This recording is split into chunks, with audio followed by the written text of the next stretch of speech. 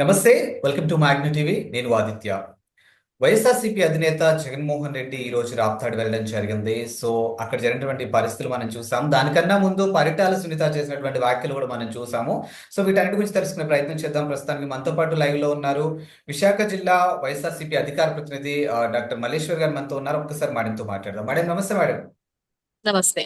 Madam, ఈ రోజు వైఎస్ఆర్సీపీ అధినేత జగన్మోహన్ రెడ్డి ఈ రోజు రాప్తాడు వెళ్ళడం జరిగింది. దానికన్నా ముందు పరిటాల సునీత చేసినటువంటి వ్యాఖ్యలు కూడా మీరు చూశారు. మేము తలుచుకుంటే గాల్లోనే మిమ్మల్ని అటు వెనక్కి పంపించగలం, కింద వరకు కూడా దించము అన్నట్టుగా మాట్లాడడం జరిగింది. సో అసలు ఓవరాల్ గా ఈ రాప్తాడు ఎపిసోడ్ పైన మీ కామెంట్ ఏంటి అసలు? అంటే సార్ బేసికల్ గా ఇవాళ వెళ్ళారు కదా, మరి రాప్తాడులో ఆపలేకపోయారా? మరి వాళ్ళు ఉమ్, మాట్లాడిన మాటలు బట్టి ఇక్కడ రాజకీయం చేయాల్సినటువంటి అవసరం ఏం లేదు సార్. ఒక తండ్రి చనిపోయిన కోల్పోయినటువంటి ఒక కుటుంబాన్ని చూడడానికి ఆయన వెళ్తున్నప్పుడు అందులో బాధ ఏంటి? ఉమ్, అందులో ప్రాబ్లం ఏం లేదు కదండి. మీరు వెళ్ళండి, పోనీ మిమ్మల్ని కూడా వెళ్ళి మీరు కూడా పరామర్శించండి. వద్దని ఎవరు అన్నారు? ఇప్పుడు ఒక ప్రతిపక్ష నేతగా ఎవరి వల్ల అతను సఫర్ అయ్యారు, ఎవరి వల్ల అతను మరణించారు అనేది అందరికీ తెలిసినటువంటి విషయం. ఉమ్, ఒక కుటుంబానికి ఓదార్పుగా ఆయన వెళ్ళారు. దాన్ని మేము గాల్లో ఆపుతామంటే ఇవాళ ఏమన్నా ఆపారా? సీమ బిడ్డని సీమలో ఆపడానికి ఎవరి వల్ల అవుతుందా అండి? ఉమ్, ఏం మాట్లాడతారు మీరు? సీమ వాళ్ళు రాయలసీమ వాళ్ళు అయితే మేమందరం రాయలసీమ వాళ్ళు ఇవాళ చూడలేదా జనాలు ఎలాగొచ్చారు? ఉమ్, జగన్మోహన్ రెడ్డి గారి ప్రభంజనాన్ని ఆపడానికి ఎవరి వల్ల అవుతుంది, ఎవరి తరం వల్ల అవుతుందండి? మీరు చెప్పండి. ఉమ్, ఆపారా? మీ గేట్లు ఏమో పెట్టారు, ఆపారా? అంత పెద్ద పెద్ద గేట్లు పెట్టారు, ఆపగలిగారా? లేకపోతే టోల్ గేట్స్ దగ్గర ఆపేశారు, ఆపారా? ఆగారా? వాళ్ళు వాళ్ళు ఆగారు కదా. ఒక నిస్వార్థంతో ఆయన వచ్చి ఆయన పని ఆయన్ని సాఫీగా చేసుకొని వెళ్తే ఈ ఇంత ఏమంటారు, ఇంత చిల్లర రాజకీయం చేయాల్సిన అవసరం కూడా ఏం ఉండదండి. ఉమ్. ఆయన అనవసరంగా పోక్ చేస్తారు, కార్యకర్తల్ని పోక్ చేస్తారు. మేము గాల్లో ఆపేస్తాం, అక్కడ ఆపేస్తాం అంటే ఎందుకు ఆపేస్తారు? ఏమని ఆపేస్తారు మీరు? నాకు తెలియకడుగుతాను. ఇదేం రాజకీయం కాదా? ప్రజాపక్షంలో ప్రజలు ఇటువైపు ఉంటే ఇప్పుడు జనాలు అంతమంది ఎందుకు వచ్చారు? ఆయన ఏమన్నా గెలిచిన సీఎం కాదు కదా. మీరు అన్నట్టు ప్రకారమే చూసుకుంటే గెలిచిన సీఎం కాదు కదండి ఆయన. ఉమ్. వాళ్ళు ఎందుకు వచ్చారు ఆ జనాలందరూ? మీరు చూడట్లేదా? విజువల్స్ చూడండి. మా ఏమంటారు, ఆ లుంగి కట్టుకొని ఆ పరిగెత్తే తీరు గాని, ఆయన కోసం అది నిస్వార్థంగా వచ్చినటువంటి ప్రేమ. మీరు ఇంకా సిగ్గుపడాలి. మీరున్నటువంటి కుటుంబీ ప్రభుత్వంలో ఒక మనిషి ప్రాణాలు పోతుంటే ఇంతవరకు ఆ నియోజకవర్గంలో ఉన్నటువంటి ఆ ఇప్పుడు ఎవరైతే మాట్లాడుతున్నారు ఈ కుటుంబానికి సంబంధించిన పరిటాల కుటుంబానికి సంబంధించిన వాళ్ళు ఎందుకు పరామర్శించలేదండి? ఇన్ని మాటలంతా వేస్ట్. ఎందుకు వెళ్ళలేదో చెప్పమనండి. మీ మనసులో ఏమీ లేదు. మీ నియోజకవర్గంలో తన మన అనే భేదం లేకుండా మీరు రాజకీయం చేయాలి కదా. మరి ఆ కుటుంబంలో చనిపోయినటువంటి ఆ పెద్ద ఆయన్ని మీరు ఎందుకు, మీ కుటుంబం ఎందుకు వెళ్ళి చూడలేదు? అది చెప్పమనండి. సో దాన్ని బట్టి ఎవరి రాజకీయం ఏంటి అని అనేది జనాలు కూడా అర్థం చేసుకుంటారు. మ్యామ్, ఇవాళ 5 కోట్ల మంది జనాలకి మీరు ఏమంటారు, నాయకులుగా ఉన్నారు, సీఎం గా ఉన్నారు. మీరు కాదు కాదు మేము ఓన్లీ టీడీపీలకి నాయకులము, టీడీపీలకి సీఎంలు, లేకపోతే కూటమిలో ఉన్న వాళ్ళకే నాయకులము అంటే ఇది ఎటువంటి రాజకీయం అండి? ఉమ్. మీరు చెప్పండి. సో మ్యామ్, డెఫినెట్ గా ప్రజలందరూ ఇది ఆలోచిస్తున్నారు. దీనికి సమాధానం చెప్పే రోజు కూడా వస్తుంది. వెయిట్ చేయాలి అంతే మనం. మ్యామ్ ఈ రోజు టైం చూసుకుంటే విల్ టెల్ ఎవ్రీథింగ్ అన్నట్టు వెయిట్ చేయాలి. ఎస్, ఈ రోజు చూసుకుంటే ఆంధ్రప్రదేశ్లో కొన్ని చోట్ల డిప్యూటీ సీఎం కి వ్యతిరేకంగా కొంతమంది నిరసనలు వ్యక్తం చేస్తున్నారంటూ కొన్ని అంశాలు మనకి ఇక్కడ సోషల్ మీడియా వేదికగా చక్కర్లు కొడుతూ ఉన్నాయి. అసలు అంటే ఏ అంశంలో నిరసనలు వ్యక్తం చేస్తున్నారు, ఎందుకు చేయాల్సి వస్తుంది అసలు? నిరసనలు అంటే నిన్న ఆయన అరకు ఏదో ట్రిప్ కు ఏదో వచ్చినట్టున్నారు. ఉమ్, అక్కడ పెందుర్తి దగ్గర ఈయన క్యాన్వే కోసం దగ్గర దగ్గరగా 30 మంది ఎగ్జామ్స్ రాయబోతున్నటువంటి స్టూడెంట్స్ ఎవరైతే ఉన్నారో వాళ్ళు ఆగిపోవాల్సినటువంటి పరిస్థితి వచ్చింది. ఉమ్, ఇప్పుడు ఒక 1 ఇయర్ ఒక విద్యార్థి, ఒక స్టూడెంట్ జీవితంలో పోతే ఎంత బాధాకరం అండి? ఉమ్, మీరు చెప్పండి. ఇప్పుడు ఆ చదువు విలువ తెలిసిన వాళ్ళకైతే తెలుస్తుంది, అర్థమవుతుంది. Just matter of 2 to 3 minutes late అవడం వలన డెఫినెట్ గా వాళ్ళ పాసిబిలిటీస్, వాళ్ళ రూల్స్ ప్రకారం వాళ్ళు ఆపేశారు. ఇప్పుడు ఆ 30 మంది స్టూడెంట్స్ యొక్క పరిస్థితి ఏంటి చెప్పమనండి. అసలు ఒక డిప్యూటీ సీఎం కి దేనికంటే అంత పెద్ద కాన్వే నాకు అర్థం కాదు. ఒక సీఎం కి జగన్మోహన్ రెడ్డి గారికి ఇచ్చినప్పుడేమో అన్ని మాటలేదు, సీఎం కి అయితే ఇవ్వకూడదు. ఇక్కడ మాత్రం ఈ కుటుంబ ప్రభుత్వంలో మాత్రం డిప్యూటీ సీఎం కా? గతంలో ఎంతమంది డిప్యూటీ సీఎంలు చేశారు సార్? ఎవరికి సార్ అంత అంత కాన్వేలు వేసుకొని అన్ని కార్లు ఏంది అంత సేపా? జనాలు అంత ఇబ్బంది పెట్టి, అందులో ఎండల కాలంలో ఇంత ఇబ్బంది పెట్టి ఆపాల్సిన అవసరం ఏముంది? డెఫినెట్ గా అట్లీస్ట్ ఈ విషయం తెలుసుంటదిగా, ఇంత సోషల్ మీడియాలో వైరల్ అయింది కదా, దీని మీద ఒక చిన్న స్పందన ఉందా డిప్యూటీ సీఎం గారికి? నాకు తెలియకడుగుతాను.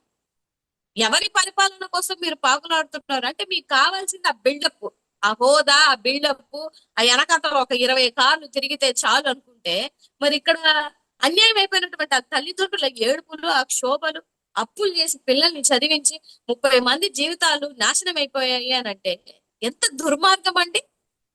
ఎంత దుర్మార్గమైన పరిపాలన ఇది! ఎందుకు డిప్యూటీ సీఎం కి అంత అంత అంత ఇవ్వాల్సిన, అంత హైప్ ఇవ్వాల్సినటువంటి అవసరం ఏమిటి? ఆయన అందరితో పాటు ఒక మంత్రి, ఇప్పుడు సీఎం గారు వెళ్ళారంటే ఒక అర్థం ఉంది, ఒక మంత్రికి ఎందుకండి అంతా?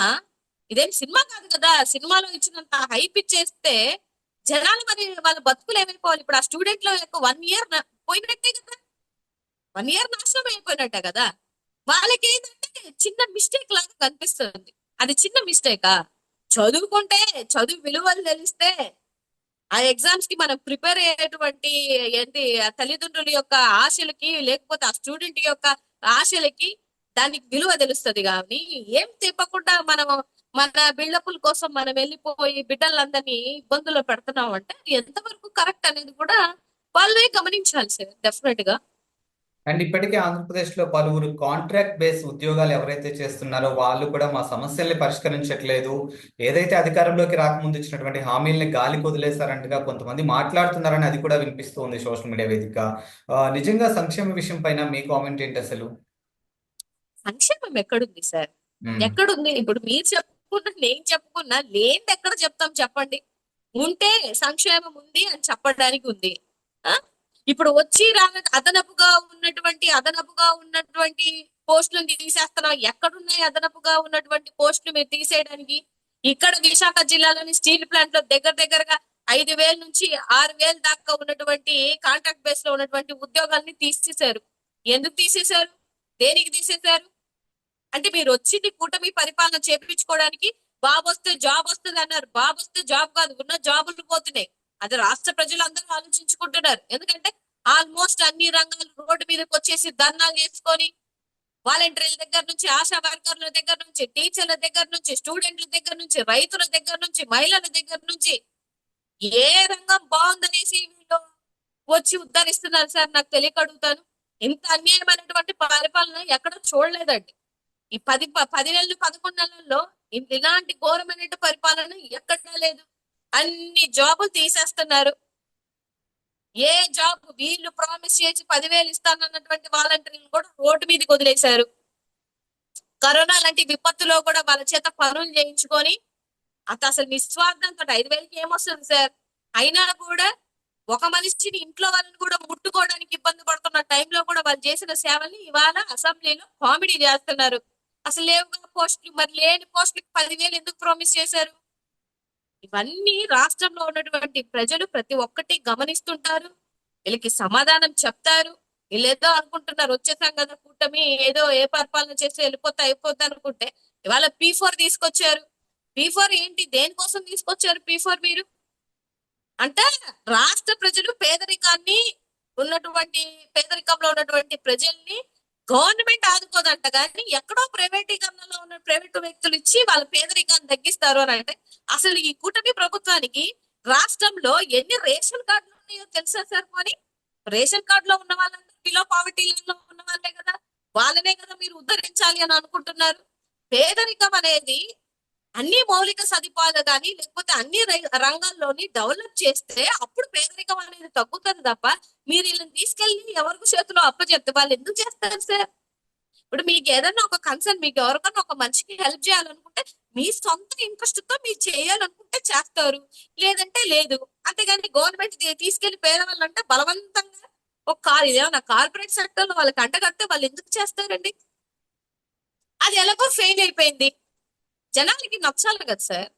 ఏ పద్ధతిలోనూ, ఏ ప్రాతిపదికలోనూ మీరు ఎవరిని ఒక సాటిస్ఫై చేసినటువంటి, మీరు ఒక గవర్నమెంట్ ఫామ్ చేసినప్పటికి ఇప్పటి వరకు ఒక్క పని మీరు చేయకుండా, ఇచ్చిన పథకాలు ఇవ్వకుండా, మీ సొంత పథకాలు ఏవేవో సృష్టించి, ఇంకా ఏంటంటే 20 లక్షల మందికి లబ్ధి చేకూర్చు. అసలు ఈ పథకం రాష్ట్రంలో ఉన్న 5 కోట్ల మందికి ఇంకా తెలియదు P4 అన్నది. అప్పుడే 20 లక్షల మంది అని చెప్పేసి అబద్ధాలు చెప్పుకుంటున్నారు.